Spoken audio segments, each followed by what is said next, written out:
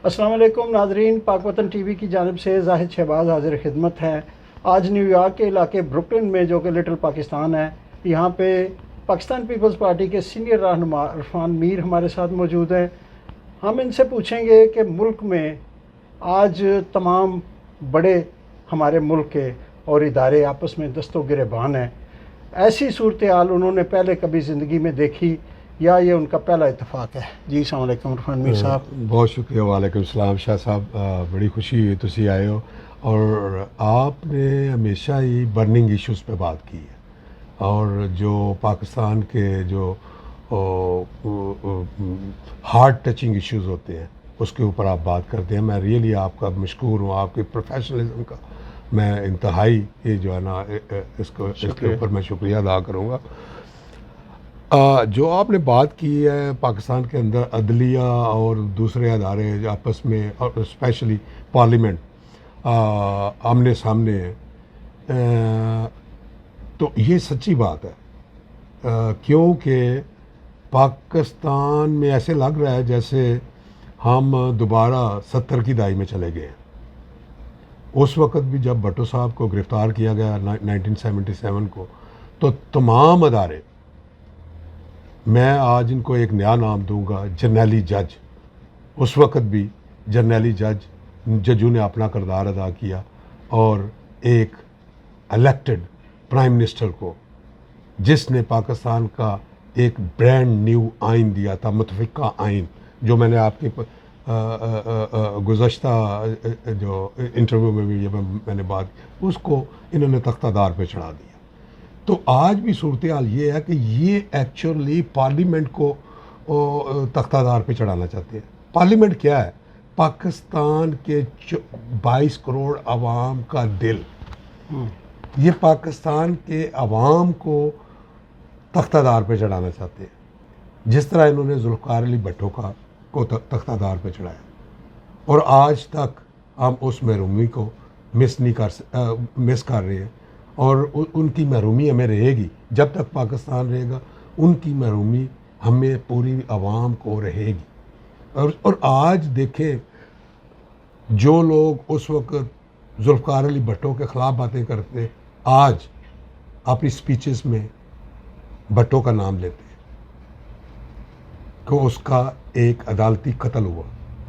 मैं तो बढ़ के आज बात करूँगा, ऑनेस्टली स्पीकिंग, अदालती कत्ल नहीं था, वो अदालती दहशतगर्दी थी। ये एक मैंने न्यू टर्मिनोलॉजी आपको दी है आज। आई नो इसके ऊपर मुझे मुश्किलात आ सकती हैं, लेकिन अपने लीडर की खातर अगर मुझे ये भी मुश्किल लेनी पड़ी तो मैं लेने के लिए तैयार हूँ। अदलिया को इसके बारे में कोई कंपनसेट करना चाहिए, माफ़ी मांगनी चाहिए, क्या आप समझते हैं? मैं आज मेरे ख्याल में मैं आपके इस इंटरव्यू के एंड पे मैं आपको बताऊंगा कि मेरा मुतालबा क्या है। शायद मैं आज पार्टी लाइन से हट के थोड़ी सी बात करूं, लेकिन मैं पार्टी के तमाम लीडरान से इसकी माफ़ी मांगूंगा। क्योंकि आपके पास ओहदा को नहीं, तो आपके पास कुर्बानी देने के लिए कोई अपने रेपुटेशन के अलावा कोई चीज़ नहीं है। नहीं, ये इस वक्त कुर्बानियों का टाइम है, जैसा कि लतीफ़ खोसा की हो गई, जैसे कि वो नवाज़ खोखर के मुस्तफ़ा बेटे की हो गई। जब वो आउट ऑफ वे जाते हैं, बात करते हैं, तो पार्टी उन्हें नहीं, आई लव माई पार्टी। मैं पार्टी का ओहदा नहीं है तो इसका मतलब ये नहीं है कि मैं पार्टी को छोड़ चुका हूँ। मैं 1976 में मैंने पहली दफ़ा मैंने बीबी को भी फॉर्म दिखाया था जब मैंने पहली बार रुकनीत हासिल की, जब मैं फर्स्ट ईयर का स्टूडेंट था। तो अभी इसका मतलब है आपने तो ओहदा खुद नहीं लिया? मैं ओहदा मैंने खुद नहीं लिया, मैंने नए लोगों को आने का मौका दिया, क्योंकि जो नई नस्ल है उसको भी आगे आना चाहिए, उनको पीपल्स पार्टी का पता चलना चाहिए। मगर आप डट के पीपल्स पार्टी के साथ खड़े हैं। मैं पीपल्स पार्टी के मंशूर के साथ डट के खड़ा हूँ, मैं बिलावल भट्टो के साथ डट के खड़ा हूँ, मैं उसकी नज़रियाती सोच के साथ डट के खड़ा हूँ, मैं असद अली जरदारी के साथ डट के खड़ा हूँ। अगर मुझे मुश्किलात आएंगी, अगर यहाँ पे तो नहीं आ सकती है अमेरिका के अंदर, हाँ let's say if I go back to Pakistan, अगर वहाँ पे आती है तो ये मेरे लिए वही होगा, ऑनर की बात होगी, जैसे लोगों ने कोड़े खाए चौकों में, ये मेरे लिए कोड़े होंगे। तो वो मैं कोड़े खाने के लिए तैयार हूँ, जबकि मैं अब 65 का हो चुका हूँ। नहीं, आप तो 65 में जाके 64 का, I'm 64 के हो गए, कोई बात नहीं। राइट। तो वो तो अगले साल आप सीनियर हो जाएंगे, फिर आपको जो भी आप अपना रिटायरमेंट की ज़िंदगी गुजारेंगे। मगर बाकी जो अहदेदार हैं वो कैसे रिटायर हो गए एकदम से इस मुल्क में, जहाँ पे कोई कोई 10-12 चैप्टर हैं। बीबी मोहतरमा आती थी तो उन्होंने उस वक्त के जो भी अहदेदार थे उन्होंने घूर के कहा कि तमाम सदर किधर हैं, मुझे तमाम सदर चाहिए। तो यहाँ पे तो 3 स्टेट्स में भुट्टो साहब की वो जो हुई है, बरसी हुई है। न्यूयॉर्क अहम तरीन स्टेशन था। ये honestly speaking you are absolutely right. और मुझे शर्मिंदगी भी हुई है कि पाकिस्तान के अंदर, स्पेशली न्यूयॉर्क के अंदर, इस दफ़ा भुट्टो साहब की बरसी नहीं मनाई गई। पैसे ख़त्म हो गए। बात पैसों की नहीं है मेरे ख्याल में। मैं तो उस दिन बीमार था, आपको काउंसलेट पता में ही कर है। लेते हैं, आजकल रिवाज है। काउंसलेट में बिलावल साहब आते हैं तो ये काउंसलेट में महफिल सजा लेते हैं, ना कोई सहाफ़ी जाए सवाल करने वाला, ना कोई अवाम जाए। तो बीबी तो इस बात पे सख्त नालां होती थी जब मैंने उन्हें कहा कि कोनी आइलैंड एवेन्यू ब्रुकलिन में हज़ारों लोग आपका इंतज़ार कर रहे हैं। तो उन्होंने बड़ी यानी कि उदास चेहरे से कहा कि मैं तो इन्हें कहे हूँ मगर ये ना करें तो मैं क्या करूँ। तो यही बिलावल का भी हाल होगा। ओपन क्यों नहीं, अवामी आदमी है, उसको ओपन लाएं। आप मेज़बान बने अगली बार। मैं तो हमेशा ही मेज़बान होता हूँ, मतलब लेकिन बात यह है कि जो पीपल्स पार्टी को, जो जिन लोगों को पीपल्स पार्टी ने जिम्मेदारियां दी हैं, हमारा as a loyal political worker ये हक पहुँच रहा है कि हम उनकी सपोर्ट करें, हम उनको जो है ना नेगलेक्ट ना करें। ये नहीं हो सकता कि हर जो सियासी वर्कर है उसकी पॉलिटिकल सोच एक जैसी हो। ये लोगों की डिफरेंट सोच होती है, लेकिन हम सबको मिल के भट्टो के मिशन को आगे लेकर आपको मौका मिले तो आप मेज़बानी करने को पब्लिक मैं तो हमेशा मेज़बानी मैंने की है। आपको पता है मोहतरमा बेनज़ीर भट्टो का आखिरी जलसा था और उसका स्टेज सेक्रेटरी भी मैं ही था। आप तो उसके जो है विटनेस आई विटनेस, वो पोस्टर भी वही लगा हुआ है। दीगर जो मेहमान थे अहमद मुख्तार साहब, जी अहमद मुख्तार साहब, जितने भी पीपल्स पार्टी के लोग, सरवर चौधरी साहब और आप दोनों ही यहाँ पे। बेशक सरवर चौधरी की बड़ी कंट्रीब्यूशन है। मैं ऑनेस्टली स्पीकिंग मैं उसको बहुत एडमायर करता हूँ। मैं बल्कि मैं हर पॉलिटिकल वर्कर को एडमायर करता हूँ, इसलिए कि पाकिस्तान के अंदर फाशिज़म बहुत फैल रहा है। अगर आपने अपने पॉलिटिकल सरमाए को इकट्ठा रखना है तो हमें अपने पॉलिटिकल वर्कर्स की कदर करनी पड़ेगी। मगर यहाँ पे जब ये काम कर रहे हैं तो पार्टियों का तो बड़ा मैंने देखा है दस्तों गिरबां हो जाते हैं, तल्लुकात ख़त्म हो जाते हैं, फ़लाँ पार्टी। इसकी क्या हदूद कयूद, कोई अगर ये काम यहाँ पे करना ही हो तो क्या ऐसा कोई आपके ज़हन में खाका है कि हम मैंने अर्ज़ यही की है ना आपसे पहले भी कि जो हमें सब को मिल के पीपल्स पार्टी के कॉन्स्टिट्यूशन पर अमल करना चाहिए, पाकिस्तान पीपल्स पार्टी के इलेक्शन के मैनिफेस्टो पे काम करना। ओवरसीज़ के ख़ास तौर पे कोई है इसका स्टैंडर्ड? है तो नहीं, लेकिन अनफॉर्चुनेटली हमें बैरून मुल्क बैठ के पॉलिटिक्स क्यों करनी पड़ती है? हमें पाकिस्तान की पॉलिटिक्स में क्यों इन्वॉल्व होना पड़ता है?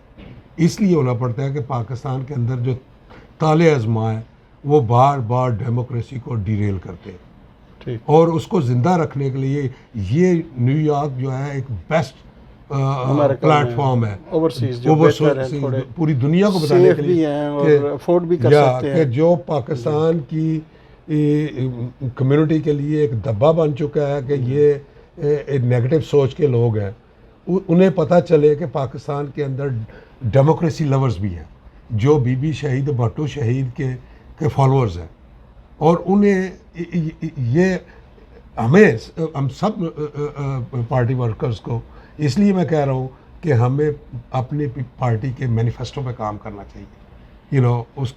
उसको आवाम को बताना चाहिए।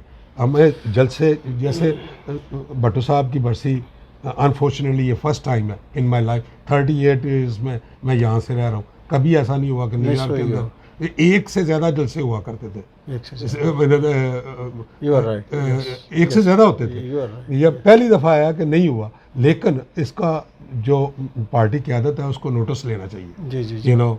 यहाँ की भी जो पार्टी की आदत है उसको भी लेना चाहिए, और इन पाकिस्तान स्पेशली चेयरमैन अच्छा, ये एक बात बिलावल मेरे भुट्टो को भी ज़हन में लेना चाहिए। आपके इस बात से निकली कि यहाँ पे हम पाकिस्तान की डेमोक्रेसी के लिए आवाज़ उठाते हैं। जी जी। मोहतरमा को मैंने देखा कि एक आमना भुट्टर मैं जो दूसरी बात करना चाहता था जो आपने मोहतरमा के लिए की, मैं माजरत के साथ चले कर थोड़ा लेते सा, हैं, ताकि मैं दूसरी बात वही कोई करना मसला नहीं, आप कंप्लीट करें। मोहतरमा एक अवामी लीडर थी, जी वो आवाम के बगैर रह ही नहीं सकती थी। आप उनकी शहादत देख लें, जलसा किया, आवाम के साथ कनेक्टेड थी, बाहर निकली हैं गाड़ी से, उन्होंने देखा कि मेरे आवाम मुझे जो ना वेलकम कर रहे हैं, वो गाड़ी से बाहर आ गई, उन्हें आपने जान का नजराना दे दिया। कौन सी ऐसा दौरा था मोहतरमा बेनज़ीर भुट्टो का जब आपकी सहाफ़ियों से उनकी इंटरेक्शन ना हो? जिस शहर में जाती थी, यही तो कमी हमें महसूस हो रही है अब। That's what I'm trying to हम tell you। ढूंढें भी तो बिलावल साहब बिलावल साहब, मैं ऑनेस्टली स्पीकिंग मैं आपको बताऊं, he is a very very intelligent person. मैंने लास्ट इंटरव्यू में फिर बोला था कॉन्सुलेट में कि पनाह क्यों आप लेते हैं? कॉन्सुलेट में पनाह क्यों लेते हैं जो हमें वहाँ नहीं जाने देते? हमें कहते हैं कि अगर आप सवाल ना करें तो आप आ जाएं। तो ये तो एक खौफ है।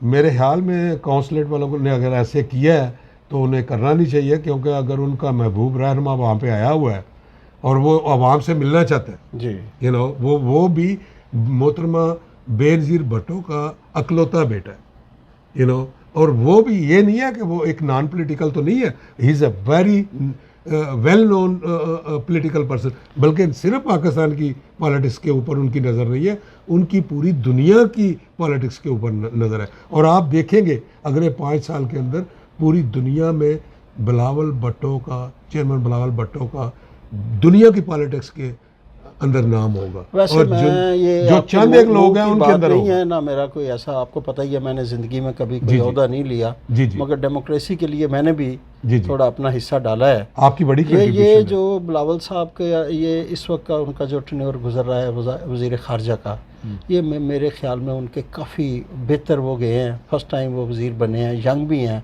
अभी उतना एक्सपीरियंस भी नहीं है। यहाँ तो तोते बड़े बड़े ब्लंडर करते हैं। जी तो ये मैं इस चीज़ की मैं आपके साथ हूँ। एक और चीज़ जो पॉइंट मैं अब कहना चाह रहा था, उससे पहले के बाद लोकल पीपल्स पार्टी पे ही रहे, राइट। मैं ये कहना चाहता हूँ कि बीबी मोहतरमा ने भी ये चाहा था कि मुशर्रफ का आगाज़ जब उन्होंने यहाँ पे किया था कैंपेन का वारविक होटल में, उस वक्त उन्होंने शमा बुनियाद हैदर को लेके और जी, डॉक्टर जी। हसन को लेके, जी जी तो उन्होंने पार्टी को साइड पे किया था जी जी और उन्होंने कहा था कि ह्यूमन राइट्स के हवाले से जो वायलेशन हो रही है पाकिस्तान में, हम उन जी। पे बात करेंगे। जी जी वो बीबी की पहली यहाँ पे एंट्री जी, थी जी। अपने उसके बाद जो फारग हुई थी। राइट। अच्छा, अब इमरान खान के चहेते और इमरान खान और यहाँ पे उन्होंने कोई कांग्रेसमैन जो कि दूसरे काकस से ताल्लुक़ रखते हैं, इंडियन काकस से, कादियानी काकस से, पाकिस्तान मुखालिफ काकस से जो ताल्लुक़ रखते हैं, उनके जत्थे वो बना के उनको तैयार करके तो पाकिस्तान की चुगलियाँ लगा रहे हैं यहाँ पे। जो कुछ अपना कंस्ट्रक्शन माशाल्लाह आप भी करते हैं, जो बंदा सौखा हो जाए तो फिर यही कहता है कि अच्छा जी 3 बजे तो बाद तो मेरा अपना टाइम है, तो मेरे अपने पैसे ने। राइट। तो यही हाल है। आपने भी बड़ा जो है ना, एक पाकिस्तान को कंस्ट्रक्शन वालों ने जो आपने मेहनत तो करते हैं, 4-5 बजे उठते हैं, जी जी मगर फिर आपका पैसा पाकिस्तान के ख़िलाफ़ भी इस्तेमाल होता है। तो ये दोनों एक पेज पे हैं, बीबी भी इमरान खान भी। क्या ये दोनों दुरुस्त हैं या इनमें कोई डिफरेंस भी आप फील करते हैं? नहीं, आप उनको एक पेज पे ना लाएं, ये तो बड़ी गैर फितरती बात हो जाएगी। मोहतरमा का जो काज था, अगर उन्होंने ह्यूमन राइट्स पे बात की, एक बार बात नहीं की और एक फोरम पे बात नहीं की, उन्होंने इंटरनेशनल फोरम्स के ऊपर ह्यूमन राइट्स की बात की। क्यों की? कि पाकिस्तान के आइन को तोड़ा गया, एक बार नहीं बार बार तोड़ा गया, यू नो। अब पाकिस्तान के अंदर आइन को किसी ने नहीं तोड़ा। अगर कोई तोड़ रहा है तो वो इमरान खान तोड़ रहा है, या अगर कोई तोड़ रहा है तो पाकिस्तान की असम्बली को डिज़ाल्व करने से आइन टूटा है। अगर कोई टूटा है पाकिस्तान का आइन, तो पाकिस्तान की अदलिया खुद तोड़ रही है। नहीं, क्या जनरल बाजवा पे मैं एक सेकंड आपको इंटरप्ट करता हूँ। जब जनरल बाजवा कहते हैं कि उन्होंने निकाला, पहले वो कहते थे अमेरिका ने निकाला, फिर कहते हैं बाजवा ने निकाला, फिर पता नहीं किस 8-10 लोगों पे वो अभी तक इल्ज़ाम लगा चुके हैं। मगर क्या बाजवा ने उन्हें गैर आइनी तौर पे निकाला या गैर आइनी तौर पे लाए? वो मेरा नहीं ख्याल कि बाजवा ने निकाला, यू नो। ये तो बात इंतहाई जो है ना, ये प्रैक्टिकल नहीं है। तो लाने वाला अगर लाने वाला तो था, वो तो उसने तस्लीम किया, ये वो लेकिन बात नहीं करते। पाकिस्तान की पार्लियामेंट ने उसके खिलाफ वोट ऑफ नो कॉन्फिडेंस दे के एक लीगल तरीके से उसे किक आउट किया पार्लियामेंट के अंदर से। उसके रिवेंज के अंदर उन्होंने पाकिस्तान की नेशनल असेंबली को तोड़ा। ये आर्टिकल 6 की खिलाफ वर्जी है। मोहतरमा बेनज़ीर भुट्टो ने तो आज तक ऐसी किसी मूवमेंट को सपोर्ट नहीं किया जिसके अंदर आइन की वायलेशन हो। इवन आपको पता है कि तहार मोहम्मद चौधरी, जिससे हम मुतफिक नहीं है, जिसने पाकिस्तान के वो भी उन जजों में, जर्नली जजों में था जिसने पाकिस्तान के आइन का रेप किया, उसने भी इलेक्टेड प्राइम मिनिस्टर को घर भेजा। लेकिन मोहतरमा बेनज़ीर भुट्टो खुद चल के उनके घर चली गई थी जब वो सीज था। आइन जो अदलिया की जो मूवमेंट थी उसके अंदर पीपल्स पार्टी का एक अपना रोल था, मोहतरमा बेनज़ीर भुट्टो का अपना। मुझे बताएं कि इमरान खान को आप कैसे बेनज़ीर के साथ कंपेयर करना गुनाह है। अच्छा चले, ये गुनाह मुझसे हो गया। इतनी तो अगर मैं ये एक और बात, मैं ये वजाहत एक बात अच्छा चले कर कि अगर मोहतरमा बेनज़ीर तो इतनी निडर लीडर थी कि कारसाज में अगर धमाका होता है तो सुबह वो शहीदों के घर में सुबह सूरज तुलू होने से पहले उनके घर में थी। इसमें कोई शक, ये तो अपने घर की बेसमेंट से बाहर नहीं निकलता। हिफाजत के लिए बंदे लगा लिए, हिफाजत के लिए बंदे, ये बंदे नहीं। फिर मोहतरमा जो वादा करती थी उस वादे पे स्टैंड करती थी। मोहतरमा ने कभी टेररिज्म का साथ नहीं दिया। इसने पार्लियामेंट के अंदर खड़ा होके ओसामा बिन लादेन को शहीद किया, कहा। तो आप मुझे बताएं, इनकी कौन बात यहाँ पे सुनेगा?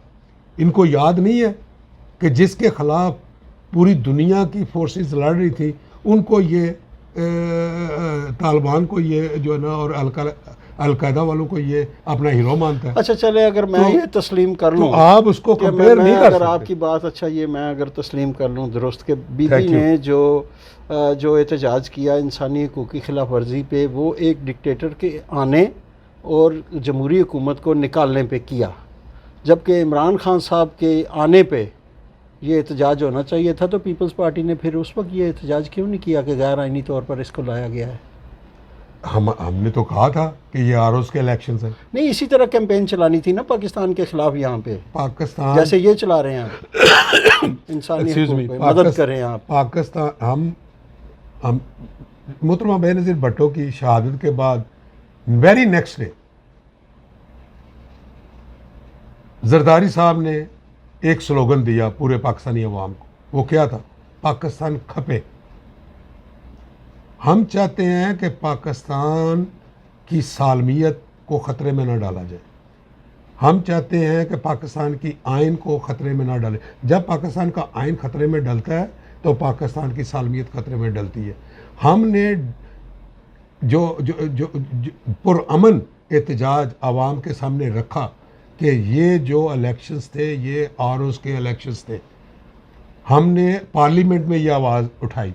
बिलावल भुट्टो ने पहली स्पीच जो इमरान खान को जो दी पार्लियामेंट के अंदर, इमरान खान मौजूद था, उसको उस वक्त भी उसने बोला congratulations mister selected prime minister. पहले दिन हमारा ये हमारे चेयरमैन का एहतजाज था, उसको भी समझ नहीं आई, हमें आ गई, हमें समझ आ गई, हमने सुना गौर से। जी जी देखे ना, ये there is a big difference between his movement, इसकी मूवमेंट क्या है, इसकी मूवमेंट वही मेरी बात है। वो तो पीपल्स पार्टी की बातें भी होंगी मगर आज मुल्क की बातें भी होंगी। जी जी वही हम शुरू तो हमने वही की थी। चले हम किसी और तरफ के। हाँ ये बताए ना, अगर इसी रफ्तार से मुल्क की चूनियाँ लगाई जाती रही और यहाँ पे अगर वो कह रही हैं इनकी कांग्रेस वुमेन कि मैं 100 बंदों को ले के एक मैं वो फैसला कराऊंगी पाकिस्तान के ख़िलाफ़, इसमें पाकिस्तान को क्या नुकसान पहुँच सकता है? देखिए, ये उन लोगों से पूछना चाहिए कि आप पाकिस्तान के ख़िलाफ़ ऐसी मुहिम के क्या नताइज लेना चाहते हैं? क्यों चलवा रहे हैं? आपके इसके अंदर मफादत के, मैं एक्चुअली वो बात वही करना चाहता हूँ कि आज के जब 10 डॉक्टर्स हैं, फंड देते हैं जी इनको, जी जी तो ये एग्री कर रहे हैं, या पाकिस्तान मुखालिफ जो काकस है, मैं उनकी बात कर रहा हूँ, मुखालिफ लोग हैं यहाँ पे, इंडिया के काकस में हैं, कादियानी काकस में, पाकिस्तान काकस से ज़्यादा लोग हैं। जी जी और यहाँ पे कुछ तंजीमें ऐसी हैं जिन्होंने कहा था कि हम मुसलमान और पाकिस्तानियों को आगे लेके आएंगे। वही लोग अब जो पहले से बैठे हुए हैं कांग्रेसमैन, नए तो ना ला सके, मगर उनके ज़रिए पाकिस्तान को बदनाम कर रहे हैं। उनकी रेटिंग गिरेगी, इंसानी हकूक़ के हवाले से फिर पाबंदियाँ लगेंगी, तजारत पे लगेंगी। तो ये कौन सी पाकिस्तानियत है एक बंदे के इक़्तिदार के लिए? मेरे ख्याल में आप यू आर गोइंग टू फार। ये ऐसी सिचुएशन पैदा नहीं होगी पैदा। ये एक जस्ट प्रोपेगेंडा उनका जो है वक्ती है, ये टल जाएगी। आप भी लिखेंगे कांग्रेस को कि ऐसी सूरत हाल नहीं है? बिल्कुल कहेंगे, पीपल्स पार्टी, बिल्कुल पीपल्स पार्टी या जमहूरी कुव्वतें देखिए, जहाँ पे ह्यूमन राइट्स की बात आती है तो पीपल्स पार्टी सबसे आगे होती है। पीपल्स पार्टी ने आज ह्यूमन राइट्स की बात थी, वोट की, हमने कहा क्या 90 डेज़ के अंदर इलेक्शन होने चाहिए, हमारी लीडरशिप ने बोला।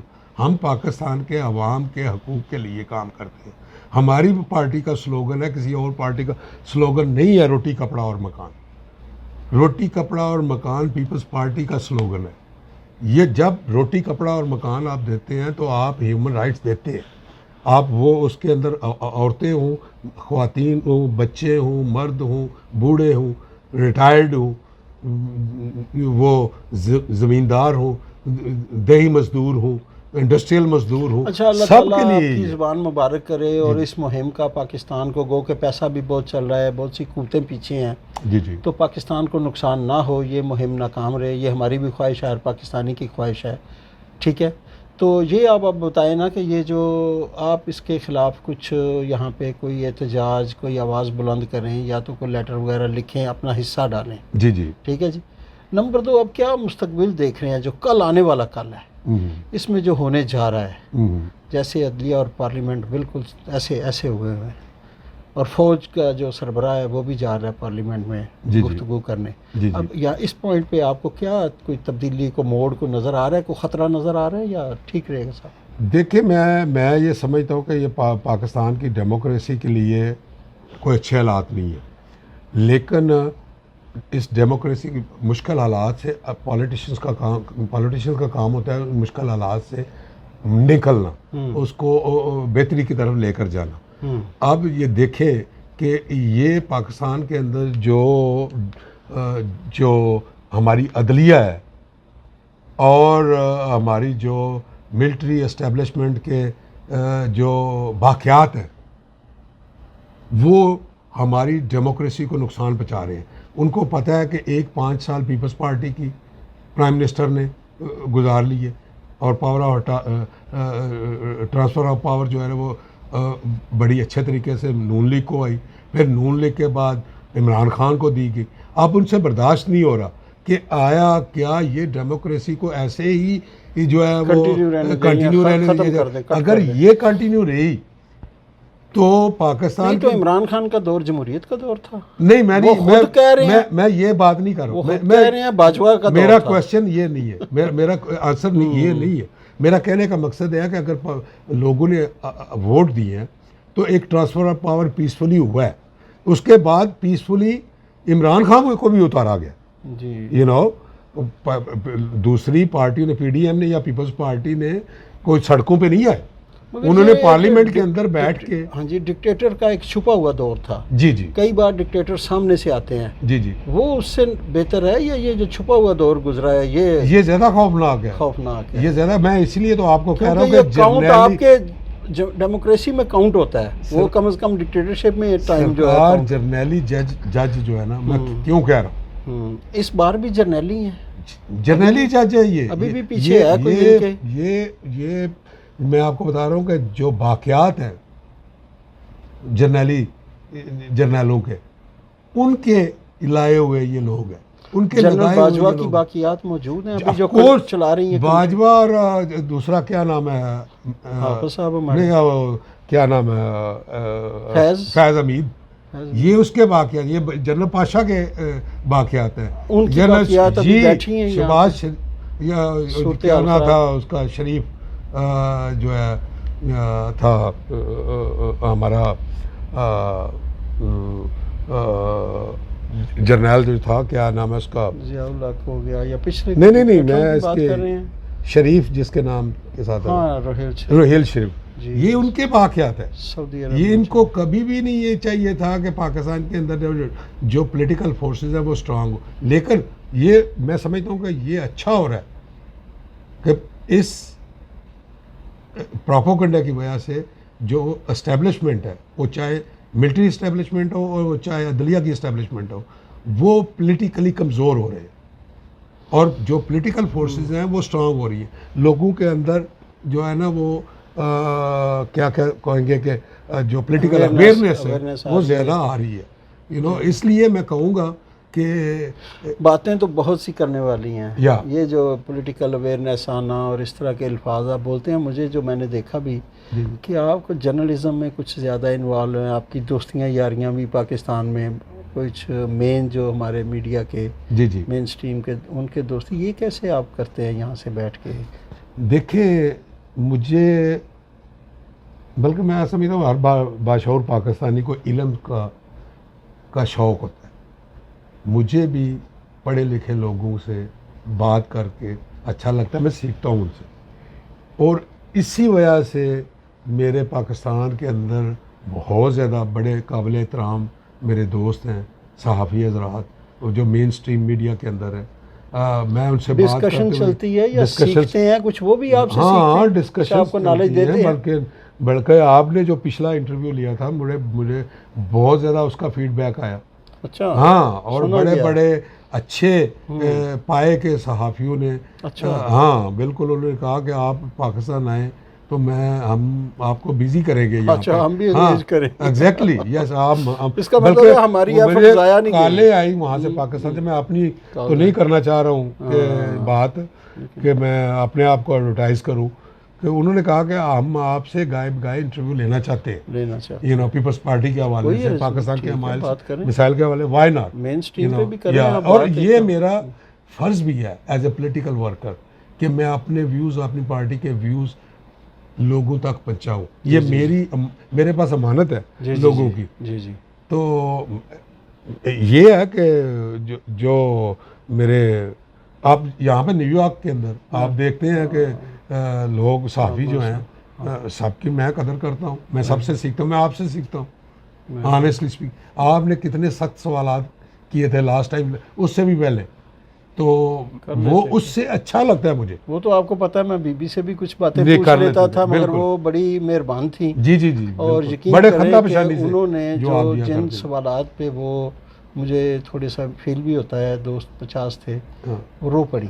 और वो सवाल था बार बार जो हम कम्युनिटी जी मुझे पता है, वापस जाने मैं वापस जाने का। जी। तो फिर उन्होंने ये एक्सप्लेन किया कि भाई भी, बाप भी मारा गया है सारा। जी। तो वो बात उनकी दुरुस्त थी, जो था वहाँ पे, चाहे अपने हों चाहे पराए हों, एक ही ज़ुबान पे सवाल होता था, वही मैंने भी कर दिया। जी। शायद कुछ मैंने उसमें थोड़ी सी अपना बहस मुबासा भी कर लिया जी। कि भुट्टो साहब तो कोटली में रहे, जी। बाहर नहीं आए, तो आप बाहर आ गई तो पार्टी टूट गई। जब मैंने इस तरह की सवाल किया तो फिर उनको जाहिर है। लेकिन आप देखें ना शाह जी, भट्टो साहब कोटली में रहे, मोहतरमा बाहर आ गई, बच्चे भी थे उनके 3, ठीक है ना, लेकिन जरदारी साहब ने अपने बच्चों का बचपन नहीं देखा। ये बात सही है। उनका लाइफ पार्टनर जेल में था, 14 साल तक जेल में रखा, सौदा नहीं किया, कंप्रोमाइज। इसलिए तो वो कहते थे मर्दे हो रहे, असफ अली जरदारी मर्दे हो रहे। जी। ये आपके सामने बैठे हुए। जब बाहर निकले ना वहाँ से, तो उन्हीं के एक कारकुन ने उन्हें कहा कि ये वही हैं जिन्होंने आपसे सवाल किया था। तो मोहतरमा की आप बात देखें,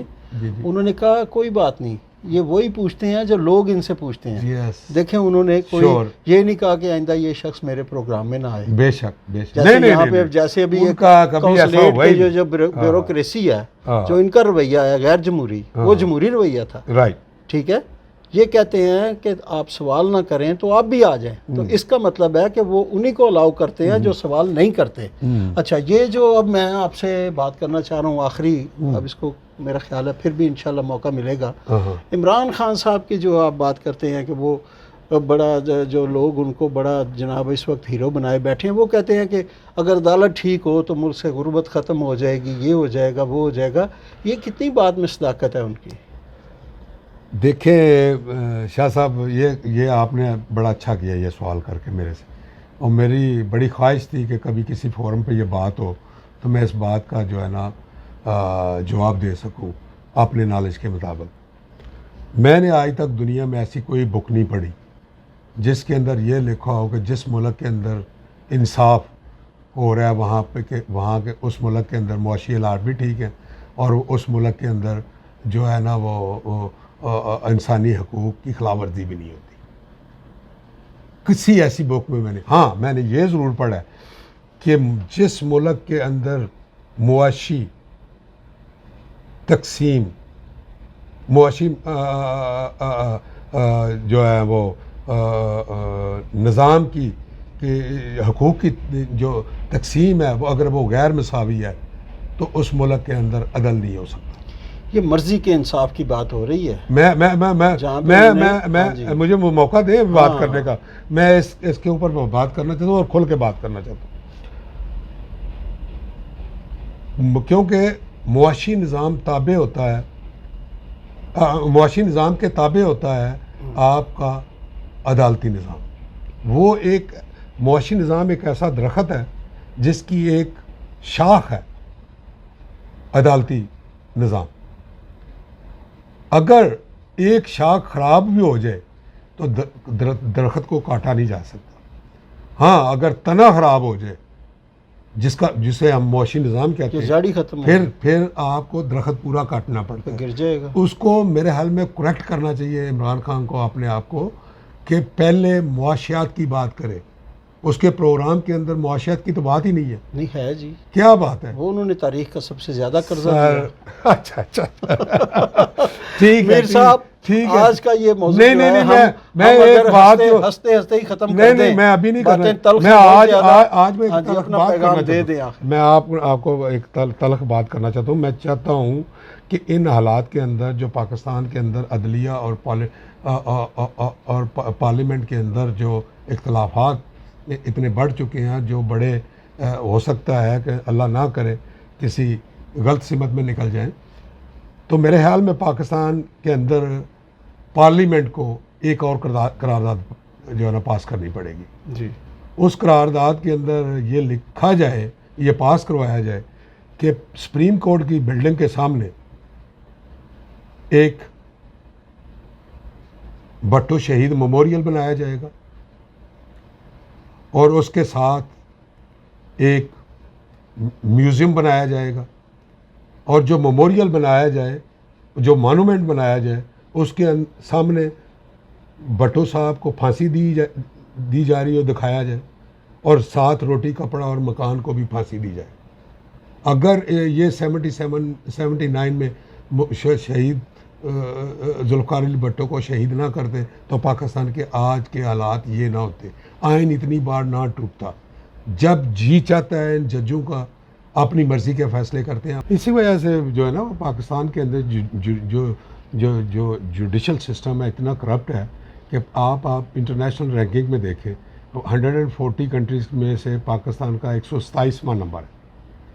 इसका मतलब ये है कि पाकिस्तान की जो जुडिशरी जो है उसने इतने गलत और उनका जो इंसाफ का जो मेयार है वो इतना लो है कि दुनिया के अंदर जो ममालिक इंसाफ नहीं देते वो पाकिस्तान का उनमें 127वां नंबर है 140 में से। आप देखें उस रीजन के अंदर पाकिस्तान का टॉप पे है,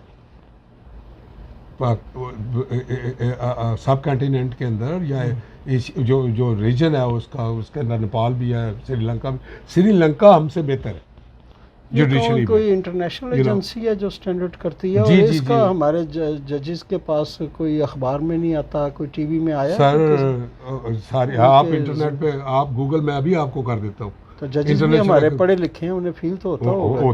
सर उन्हें फील सिर्फ पैसे होते हैं, उनको अपने मफाद होते हैं। उन्होंने पाकिस्तान के मुआशी हालात अपने फैसलों की वजह से तबाह कर दिए। ये जो अनरेस्ट पोलिटिकल हो चुका है इस वक्त, इनके अगर ये इसके अंदर इन्वॉल्व ही ना होते ये इनका मसला ही नहीं है। अब ये देखें कि ये पार्लियामेंट को जो ना कवानीन नहीं बनाने दे रहे। मुझे इसके पहले भी पीछे किसी ने बताया इसके कि पीछे क्या है? को ट्रक्स है इसके पीछे, ट्रक वो ट्रक्स, ये एक, हाँ एक टर्म ये भी आई थी तो कि इसीलिए हमारी जुडिशरी जो है वो 127वें नंबर पे है। और ये बैठ फवाद चौधरी ने गालबन कहा कि उन्हें कहो, फलां जज को कहो कि तुम्हारा ट्रक जो है वो खड़ा है। जी जी, यही तो मैं तो बात ट्रक कर में रहा हूँ क्या हो कि सकता है, आटा ये हो। हमारी जुडिशरी क्या है कि जब किसी के ऊपर ऑडियो के एलिगेशन लगता है उसकी इन्वेस्टिगेशन नहीं करते। इनको इन्वेस्टिगेशन करनी चाहिए, उसके बाद में अगर ये अपनी रैंकिंग को वो कम करना चाहते हैं, जो नो बदयंती की रैंकिंग को, मैं लेकिन ये समझता हूँ कि आप देख लेंगे 2023 के बाद पाकिस्तान की जो रैंकिंग होगी, पाकिस्तान 3-4 दर्जे और बढ़ जाएगा। और इसमें पीपल्स पार्टी कौन सी पीछे है? इसमें कल अभी खोसा साहब जो अपनी पार्टी के सामने खड़े हुए हैं इन जजों की हिमायत में, उनके मुतालिक भी तो यही कहा है कि उन्होंने पैसे लोगों से पकड़े हुए हैं जो वो फैसले कराएंगे इनसे। देखें कोई यही भी चीज़ एतजाज़ कोई आसम भी के इंडिविजुअल जो इफ्तिखार चौधरी का दौर था, जी जी उनका जब ये सपोर्ट की इन्होंने, हालांकि वो जजेस का इशू था, जी जी वकीलों का तो नहीं था। जी जी उन्होंने क्यों कैंपेन चलाई? क्योंकि वो तादाद में ज़्यादा थे और ये भी पता चला कि ये एक स्पॉन्सर्ड जो है वो कैंपेन थी, जो कि गालबन आपके जो करता धरता है यहाँ इनकी तरफ से थी। करोड़ों डॉलर एतजाज़ साहब ने लिए और ये मामला मेरे पास इसका कोई एविडेंस नहीं है, लेकिन मैं आप खोसा साहब की जो बात कर रहे हैं वो उसकी अपनी इंडिविजुअली अपनी राय रख सकते हैं, वो वकील हैं। लेकिन जो वो बात कर रहे हैं पीपल्स पार्टी ने तो यही वही बात की है, लेकिन आउट ऑफ द जो पॉलिसी पार्टी पॉलिसी अगर जाकर कोई बात करता है तो पार्टीज़ जो जो जो मुनज़्ज़म पार्टीज़ होती हैं, जिस तरह पाकिस्तान पीपल्स पार्टी एक मुनज़्ज़म पार्टी है, वो उसके ऊपर एक्शन लेती है। एक्शन लिया पीपल्स पार्टी, डिसिप्लिनरी एक्शन लिया पीपल्स पार्टी ने, उनको उनके सदारती ओहदे से हटाया गया, लेकिन मैं ये नहीं समझता कि खोसा साहब जो है ना वो नॉन डेमोक्रेटिक हो गए। नहीं, पहली बार जब उन्हें गवर्नरी से हटाया गया था, जरदारी साहब के पास उनकी करप्शन के सबूत थे जो उन्हें दिखाए भी गए थे। फिर किनको? खोसा साहब को। खोसा साहब उनको किसके जब गवर्नर से हटाया गया? सर मेरी बात सुने, जब आप देखें कि जरदारी साहब को 14 साल जेल में रखा, उससे ज़्यादा सख्त तो माशाल्लाह को और नहीं था मुशर्रफ का। अगर उस वक़्त की कोर्ट्स, ये जो कैंगरू कोर्ट्स हैं जिनको मोहतरमा बेनज़ीर भुट्टो कैंगरू कोर्ट्स कहा करते थे, कैंगरू कोर्ट्स जरदारी के ऊपर कोई चीज़ साबित नहीं कर सके, तो ये क्या कि एक नया प्रोपोगंडा, वो बम वाला प्रोपोगंडा भी था। कभी ये भी बात किसी साफ़ी से आपने बात की सुनी है ये करते हुए कि जब जरदारी जेल में थे तो उनकी ज़बान को कैसे जलाया गया, उनको गले को कैसे काटा गया, उनको बच्चों से 11 साल तक मिलने क्यों नहीं दिया गया? कभी किसी ने सुना? सर ये बातें हवाई बातें हैं। यूसुफ रज़ा गिलानी को किस बेस पे हटाया गया? क्या बाद में कोई एक्शन हुआ उस पर? बस हटा दिया तो बात खत्म, जैसे नवाज शरीफ को हटा यही दिया। रिवेंज था, यही रिवेंज था भाई। आप मेहरबानी समझे वो पाकिस्तान पीपल्स पार्टी की जिसने 18वीं तरमीम की, 18वीं तरमीम तो पार्लियामेंट, वो ख़त्म करें, झगड़ा भी ख़त्म हो जाएगा। सर आज बात भी तो यही है ना कि पाकिस्तान के अंदर जो आपकी इस्टेब्लिशमेंट है वो इमरान खान के ज़रिए सदारती निज़ाम लाना चाहती है। पाकिस्तान पीपल्स पार्टी कहती है कि हम आइन के मुताबिक चलेंगे, हम पाकिस्तान के कॉन्स्टिट्यूशन के मुताबिक चलेंगे। यहाँ पे पार्लियामेंट्री निज़ाम है, यही रहेगा। ये जो NFC अवार्ड्स दिए गए हैं सूबों को, ये पिछले इंटरव्यू में मैंने बात की थी, हम उससे पीछे नहीं। इन्होंने क्या नहीं पंजाब असम्बली के लिए कहा कि एक फ़ैसला किया कि जो है ना वो वोट दे सकते हैं पार्लियामेंट के पार्टी से मुनर्रफ होकर, फिर उन्होंने उसके ख़िलाफ़ वोट दिया कि वोट नहीं दे सकते।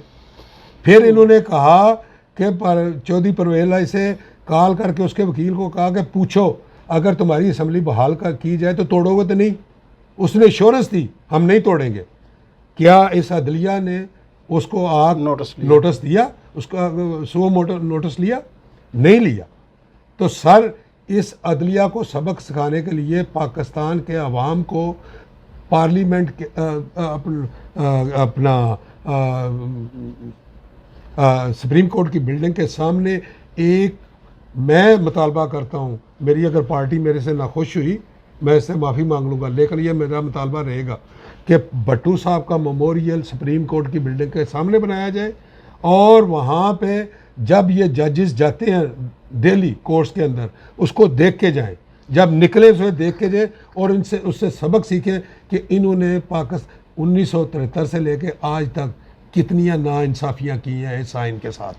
कितने आप कितने तो माफ़ी अपनी की बात कर रहे हैं कि मेरी तजवीज़ पार्टी को पसंद आई तो मैं माफ़ी मांग लूँगा, लेकिन अगर ये जजेस, ये पार्टी की पॉलिसी अगर नहीं है, जजेस इसलिए मैं बात कर रहा हूँ। अगर जजेस माफ़ी मांग लें उस पर तो फिर आप उन्हें माफ़ कर देंगे, फिर ये तजवीज़ वापस ये ले तो लेंगे? पाकिस्तान के अवाम ने माफ़ी देनी है उन्हें, अगर वो सरेआम मांग लें, मांगते हैं तो क्यों नहीं, पाकिस्तान के अवाम फौज के- अगर माफ़ी मांग ले कि हम आइंदा जो गलतियां करते रहे हैं, अभी तो ये जाने वाला क्या गया ना कि आइंदा नहीं करेंगे, जी, आने जी। वाले ने नहीं कहा कि जी, हम जी। नहीं करेंगे। जी जी अगर ये माफ़ी मांग ले कि हमारे इदारे ने जो भी डिक्टेटर आए या हमने मुदाखलत की या गलत की तो हमें माफ़ कर दिया जाए, माफ़ी तस्लीम होगी? माफ़ी किस जगह पे नहीं दी गई? पीपल्स पार्टी की तो पॉलिसी जो है ना ये रही है कि हम अमन के गवारा हैं, हम अमन को पसंद करते मुझे ये हैं, तो हम बता दें अमन कि को आप ये दोनों इदारे अगर माफ़ी मांग लें तो मैं समझूंगा माफ़ी के साथ होंगे। पाकिस्तान का पार्लियामेंट इनको माफ़ करेगा। तो अगर पार्लियामेंट जी जी ने जो मोहर लगाई जी बाजवा की एक्सटेंशन पे, जी एक बार तो वो गलत हुआ, उस पर भी माफ़ी मांगनी चाहिए पार्लियामेंट को। बिल्कुल मांगनी चाहिए। पार्लियामेंट को भी माफ़ी मांगनी चाहिए जो उन्होंने डिक्टेटर की हमायत की, उसको एक्सटेंशन दी, पार्लियामेंट को, जुल्फ़िकार और एक और मैं को बात- और दूसरे लीडर्स को जो उन्होंने तकलीफ़ें पहुंचाई, गैर आइनी जो उन्होंने इक़्तिदार पे कब्ज़ा किया, उस पर माफ़ी मांगनी चाहिए, फ़ौज को भी मांगनी चाहिए। और आखिरी बात कीजिए ताकि हम मैं आखिरी बात ये करना चाहता हूँ कि पाकिस्तान के अंदर आइन के अंदर एक तब्दीली लाएं। अगर पाकिस्तान के 22 करोड़ आवाम जो हैं वो अपना एहतसाब करवाते हैं तो पाकिस्तान के जजेस क्यों नहीं अपना एहतसाब करवाते? ये टैक्स पेयर्स का पैसा नहीं लेते? क्या पाकिस्तान का जर्नैल क्यों नहीं अपना एहतसाब करवाते? इनको भी करवाना चाहिए। जर्नैलों और जजों का एहतसाब होना चाहिए। ये पाकिस्तान के 22 करोड़ आवाम की मैं समझता हूँ कि मंशा है, ये उनकी जो है ना ख्वाहिश है। अगर ये ख्वाहिश मुझे बताएं कौन सा कोर्ट जो है वो बिकता नहीं है? आप वकील के पास जाते हैं, वो कहते हैं हाँ भाई कौन सा सौदा बाय करने आए? वकील को करना है। अब बातें आपकी दुरुस्त हैं, मैं समझता हूँ, मगर टाइम हमारे पास कम है। इरफान मीर साहब आपके साथ थे, हमारे साथ थे, इंशाल्लाह आइंदा भी इनसे गुफ्तगू होती रहेगी और जो भी हमने बातें की हैं आप इनके बारे में हमें ज़रूर फीडबैक दीजिएगा। बहुत शुक्रिया, बहुत शुक्रिया, बड़े खुशी, इंशाल्लाह दोबारा फिर। वालेकुम।